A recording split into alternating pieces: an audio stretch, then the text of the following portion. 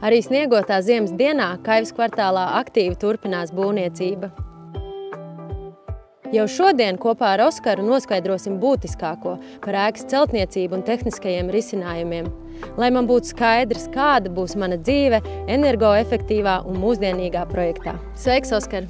Sveiki! Es esmu izvēlējusies par savu mājvietu Kaivas kvartālu un saka, lūdzu, sāksim no pamatiem. No kā ir būvēta šī ēka? Ļoti labs jautājums. Jā, šī ēka ir būvēta pārsvarā no dzelzbetona, respektīvi pamati ir izurbti uz vietas pāļi, un tie arī ir no dzelzbetona, un pēc tam uz šiem pāļiem ir izbūvēti dzelzbetona pamati, un tad šie pamati tur vispārējo konstrukciju, kas atkal ir no dzelzbetona paneļiem. Arī balkoni un iekšējās kāpnes ir tāda paša dzelzbetona saliekamās konstrukcijas. Un tas būtu būtībā viss par ēkas nesošo karkasu. Sienas šai ēkai būs paredzēts krāsots. Pirms krāsošanas ir jāsagatavo šo paneļu virsmu. Tur viņi ir speciāli jāsagatavo, jāgruntē, un tad viņu krāso alpīnisti, izmantojot savus iekārtas un vīrus un pacēlājs. Meklējuma procesā apskatot jaunos projektus, esmu pamanījusi, ka daudziem ir griestos salaiduma vieta, jeb šuves. Saka, lūdzu, kā ir Kaivas kvartālā? Šuves griestos ir speciāli tiek atstāts redzams, jo gadījumā, ja ēka mazliet sēdīsies, tad pa šīm šuvēm parādīsies mikroplājas. Tāpēc, ka viņi ir tajā šuvē, viņu nevarēs tik daudz redzēt. Un saka, lūdzu, lai es iekārtotu savu dzīvokli pēc iespējas mājīgāk, vai es droši varēšu likt gleznas pie sienas, kā ar mēbelēm, visu pārējo? Jā, par to būs vairākas tādas lietas, kas jāievēro. Tātad vispār par sienām ir starp dzīvokļiem būs dzelzbetona siena, 200 mm bieza. Starp istabām būs ķipškartona konstrukcijas sienas. Tātad, kas attiecas par dzelzbetona sienām, pie tām var stiprināt praktiski jebkādas var sadzīves iekārtas. Vienīgais, ko vajadzētu paskatīties, stiprinājuma veids, ko rekomendē ražotājs. Un otrs veids ir ģipškartona starpsienas, pie kurām gan vajadzēs izmantot EatPulse interneta vietni, kurā būs ievietots tieši apraksts, kā izvēlēties nepieciešamos stiprinājumus. Un vēl ļoti svarīgi būs izmantot šo pašu vietni, lai atrastu visu komunikāciju novietojumus. Tas ir stāvvadi, ūdensvadi, apkure un elektrokabeļi, lai urpšanas laikā nebojātu to, kas jau ir izbūvēts. Un saki, lūdzu, kā ir ar skaņas izolāciju? Vai es dzirdēšu kaimiņus, kaimiņi dzirdēs mani bērnu rotaļas? Rīgas pilsētai ir izstrādāta trokšņa karte, kas nosaka iespējamos trokšņa līmeņus katrā, teiksim, rajonā. Un, attiecīgi, šī ēka ir projektēta ņemot vērā šīs kartes nosacījumus. Par cik ēkā ir 72 dzīvokļi un kaimiņu ir daudz. Pilnībā izslēgt kādu, teiksim, skaļāku kaimiņu, to nav iespējams izdarīt, bet mēs no savas puses esam izmantojuši būvmateriāls, kas ir ar paaugstinātām skaņas noturības īpašībām, kā, teiksim, ir siena apšūmi paredzēti attiecīgās vietās kaut kur papildus, un arī tās pašas starpsienas starp dzīvokļiem ir no pamatīga betona, teiksim tā, lai mazinātu šos skaļos kaimiņus. Mans izvēlētais dzīvoklis Kaivas kvartālā atrodas netālu no lifta. Kā ir ar šo troksni? Vai tas kaut kādā mērā būs dzirdams dzīvoklī?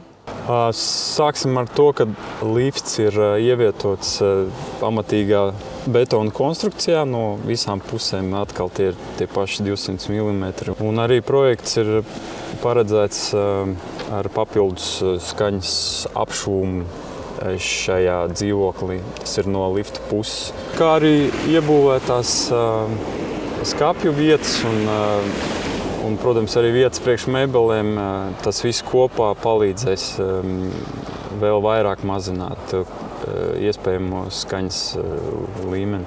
Skatījos tādu pašu dzīvokli pirmajā stāvā, kāds ir mans jau noskatītais plānojums, un man radās jautājums, vai pirmajā stāvā tomēr nav vēsāk?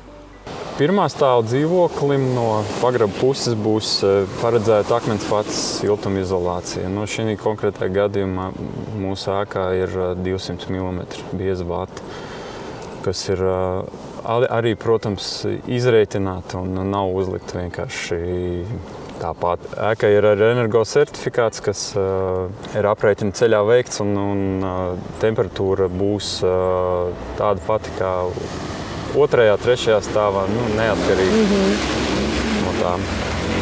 Arvien biežāk esmu pamanījusi, ka māju būvniecībā izmanto rekuperācijas sistēmu. Saki, lūdzu, kas tas ir? Vai tas strādā tikai kā gaisa sildītājs, vai arī vasarā es to varu izmantot kā gaisa kondicionieri?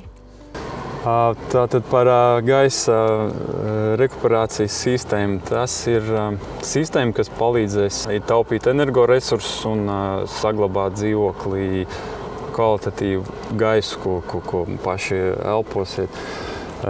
Respektīvi, sistēma palīdzēs samainīt gaisu dzīvoklī. Ārā gaisa tiks uzsildīts ar to, kas ir iekšā. Tad saka, lūdzu, arī pēc teorijas man nav nepieciešams virināt logus. Manā dzīvoklī vienmēr būs svaigs gaiss. Jā, tieši tā. Un sistēmai ir pat automātiskie iestatījumi, ko varēs vadīt attālināti. Un iekārta pēc šiem iestatījumiem vienkārši arī veiks gaisa apmaiņu dzīvoklī. Kas attiecas uz apkopēm, tur filtru maiņa ir kāds 3-4 reizes gadā vajadzīgi. Un atbildot uz jūsu jautājumu par kondicionieri, nē, šī iekārta neparedz atdzesēt gaisu. Viņa paredz tikai apmainīt gaisu. Jau pavisam drīz plānoju arī pasūtīt virtuves iekārtu. Saki, lūdzu, kas ir jāņem vērā, izvēloties sadzīves tehniku un tā skaitā arī nosūcēju? Saskaņā ar projektu katram dzīvoklim ir izbūvēts savs stāvats ar izmešanu uz jumta. Un, kas attiecas uz nosūcēju jaudu, precīzāku informāciju varēs atrast pircēju rokas grāmatā vai JITPULS interneta vietnē. Paldies tev, Oskar, par vērtīgajām atbildēm. Varbūt ir vēl kaut kas īpašs, ko tu pats vēlies uztvert? Lūdzu, vienmēr laipni. Un, jā, pāris lietas varu vēl tev uz atvadām izstāstīt.